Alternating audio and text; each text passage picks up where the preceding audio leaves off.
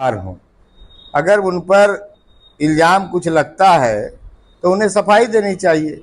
ये हम लोग नहीं बोल रहे हैं, उनके मुख्य प्रवक्ता जदयू के जो नीरज कुमार जी है उन्होंने कहा। उसको बताएंगे ना, ये चुनाव का वक्त क्या होता है? क्या नेता ईमानदार चुनाव के वक्त ही होंगे? ये पार्टी 2 अक्टूबर को बनी है, इसमें कोई किंतु परंतु नहीं है, सब कागजात हैं। ये सब बोलने की बात है। हम लोग तो 10 रुपया ले रहे हैं, बड़ी बड़ी पार्टियां तो 100 रुपया से ऊपर ले रही है। हम लोग जब 10 रुपया में आप कहते हैं कि जनता को लूट रहे हैं, तो भाई 125 वाले को आप क्या बोलिएगा? उनसे भी एक बार पूछ लीजिए जा। ये 10 रुपया नॉमिनल है कि आपके इच्छा हो कि हाँ भाई 10 रुपया हम दिए हैं, एक हृदय में हो कि हम इस पार्टी के सदस्य हैं, भावनात्मक लगाव के लिए 10 रुपया लिया जाता है।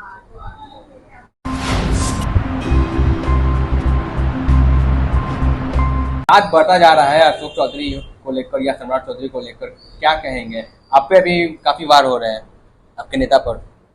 देखिए, सबसे बड़ी चीज है कि जब आरोप लगता है तो आप जिस सामाजिक जीवन में हैं उसमें पारदर्शिता और शुचिता सबसे बड़ी चीज होती है। जनता के सामने जनता आपको जिता कर भेजती है और वो चाहती है कि हमारे जो भी नेता हों वो पारदर्शी हो और ईमानदार हो।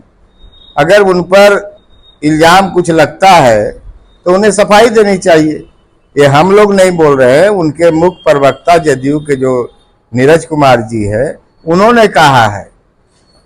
जहां सम्राट चौधरी की बात है तो उनके भी आर.के. सिंह कद्दावर नेता है, केंद्रीय मंत्री भी रह चुके हैं। तो हम लोग तो आरोप जो सही था वो चीज जनता के सामने लाए। आप अगर गलत है तो उसे साबित करें, सब दिन तो ही होते आया है। तो इसमें आज मैं देख रहा था कि सम्राट चौधरी जी हमारे नेता प्रशांत किशोर जी को दलाल काका चीज बोल रहे थे, तो इनकी घबराहट है। जब आप किसी चोर को पकड़िएगा ना तो आप पर ही इल्जाम लगाना स्टार्ट कर देगा कि नहीं मैं चोर नहीं हूं, वो चोर है। तो ये सब चीज होने से कोई फायदा नहीं है। जनता को आपको जवाब देना पड़ेगा, क्योंकि आप जनता से ऊपर नहीं है। जनता आपको अपने प्रतिनिधि के रूप में चुन कर भेजी है और ईमानदारी के लिए और जनता की कैसे भलाई हो इसके लिए आपको भेजी है, ना कि 200-400 करोड़ आप अपने घर में रखने के लिए भेजिए। इसलिए ये सब कोई बात नहीं है, सच्चाई सामने आएगी, जनता भी जान रही है। तो इसमें इन लोग का जो कहना है दलाल उलाल कहते हैं तो ये लोग बोलते रहेंगे। अभी तो बहुत सारी चीजें खुली नहीं है, अभी तो एक परत ही खुला है। जब परतें खुलने लगेगी तो हमें लगता है कि ये गालियां भी बकना स्टार्ट कर देंगे। तो चुनाव के वक्त में ये बम जो फोड़ रहे हैं, ये बम आप पहले भी फोड़ सकते थे, ये चुनाव के वक्त फोड़ के अपना क्रेडिट बना रहे हैं। हमें एक चीज बताइए, जब आपको किसी चीज की जानकारी होगी तभी तो उसको बताएंगे ना। ये चुनाव का वक्त क्या होता है? क्या नेता ईमानदार चुनाव के वक्त ही होंगे? हमें ये चीज बताइए ना कि चुनाव के वक्त ही नेता ईमानदार होंगे। ये चीज तो कहीं लिखा हुआ नहीं है।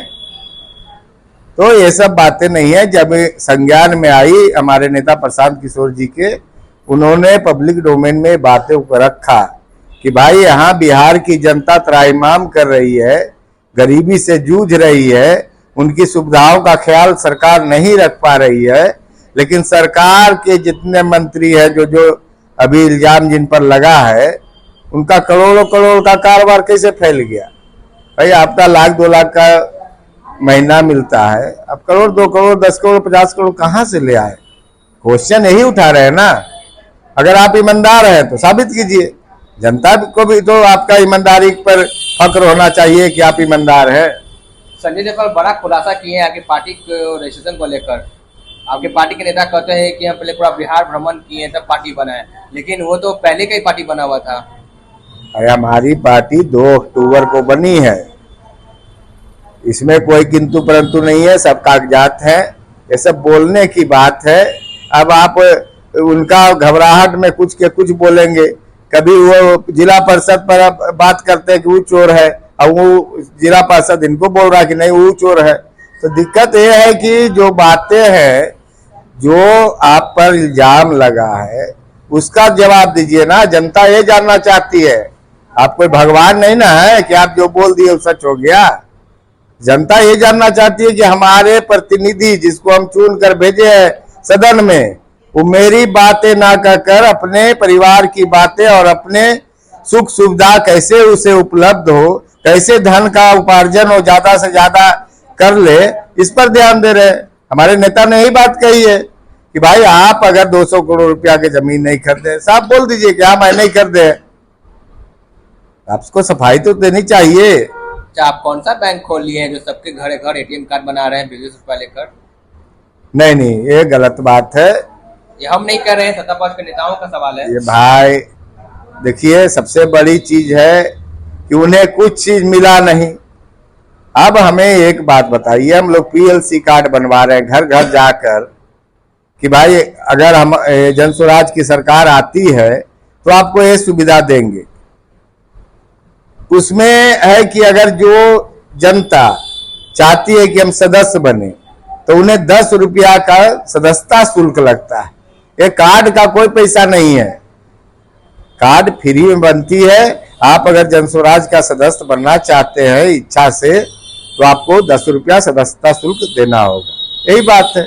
मतलब आप पहले ही पूरे बिहार को 10 रुपया में सबको खरीद लीजिएगा? नहीं, सबको मतलब 10 रुपया में बना देना है। कोई भी सस्ता बनाता है, कोई भी पार्टी तो फ्री में बनाता है। लेकिन आप 10 रुपया ले रहे हैं, मतलब बिहार का लोग ऐसे भी डूब रहा है, ऊपर से 10 रुपया का और पैसा बना दिए हैं। नहीं, आप पता कर लीजिए, किसी भी पार्टी में अगर सदस्य आप बनते हैं तो उसका चार्ज लगता है, चाहे वो कांग्रेस पार्टी हो। मैं तो पुराना कांग्रेस में रहा हूं, जदयू में भी रहा हूं, हमें मालूम है, भाजपा में भी रहा हूं। भाजपा में जाकर पूछ लीजिए सदस्यता शुल्क लगता है कि नहीं। मैं खुद दिया था 125 रुपया, हम लोग तो 10 रुपया ले रहे हैं। बड़ी बड़ी पार्टियां तो 100 रुपया से ऊपर ले रही है। हम लोग जब 10 रुपया में आप कहते हैं कि जनता को लूट रहे हैं, तो भाई 125 वाले को आप क्या बोलिएगा? उनसे भी एक बार पूछ लीजिए जाकर। ये 10 रुपया नॉमिनल है कि आपके इच्छा हो कि हाँ भाई 10 रुपया हम दिए हैं, एक हृदय में हो कि हम इस पार्टी के सदस्य, भावनात्मक लगाव के लिए 10 रुपया लिया।